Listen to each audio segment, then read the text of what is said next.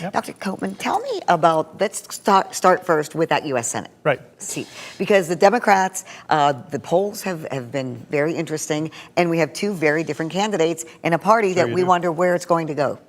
Yeah, the thing that comes back to me is 10 years ago in the Republican Party when you had a candidate, Donald Trump, running against his own establishment as much as against the person in the other party, right? And you sort of feel that with El Sayed, that he is running against the Democratic establishment as much as he wants to run against the Republican in November. And it'll be interesting to see, and Josh had made a good point about these different counties. Now, I would say the Western Michigan County, Muskegon, they tend to be more labor union Democrats and more conservative or moderate or traditional Democrats. You'd expect Haley Stevens to do better.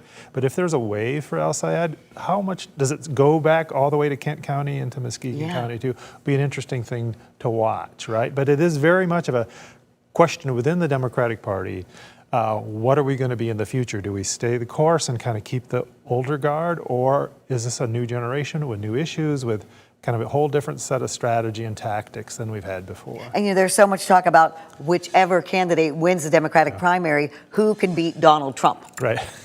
Yeah, there is. I mean, and the National Democratic Party is looking at this for a couple of reasons. One, Michigan is a key state. Whoever wins the Michigan U.S. Senate race is going to have that party is going to have a leg up on control of the Senate. But also, if it's successful, if the El Sayed and the progressives are successful, that's going to indicate to people running for president in 2028 what the strategy is within the Democratic Party. So it's almost hard to overestimate the significance of what happened tonight. And I don't know, as you see, everywhere I turn today, whether it's online, social media, anything in print, radio, TV, it's all about the Michigan U.S. Senate Democratic primary tonight. Yeah, it's amazing. I mean, it's partly there aren't many other shows tonight. There aren't many other states do it. So it's a big thing.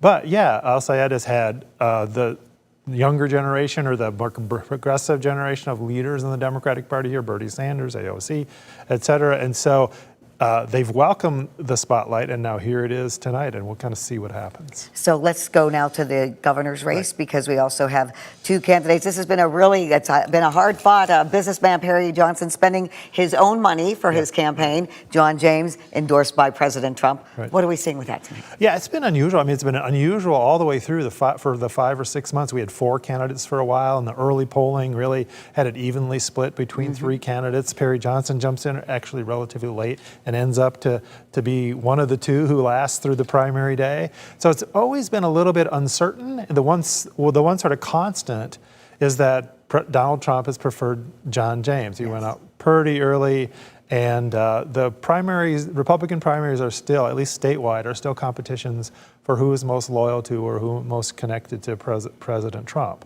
And John James has been able to do that. Perry Johnson has been very assertive, very aggressive, spent a lot of his own money to be a viable candidate. And he is a viable candidate, but we'll see tonight if he just didn't quite make it. And just in his recent campaigning here in West Michigan, Perry Johnson has been talking about being anti-data center, which is something very important to voters in West Michigan, really the whole state. Yeah, the data center issue has come up in both parties, right? It's really sort of become the thing. And I think if you look at the facts and kind of dispassionately, if you can, at data centers, there's pluses and minuses, right? But right in the heat of the moment and in the heat of the campaign, it really has become a hot button issue within both campaigns. I could sit here and talk to you for 2 hours straight, but I do want to talk more when we come back later about the state races and what's at stake here in the statewide election too. Sure, we're happy to do that. I think, the state Senate and the state House are all up for this fall, and the kinds of candidates the parties nominate will make a lot of difference about who can win in November. Okay, we'll get back to that shortly. Right now, we're going to take a short break, and we'll be back with more of Your Voice, Your Vote election night coverage.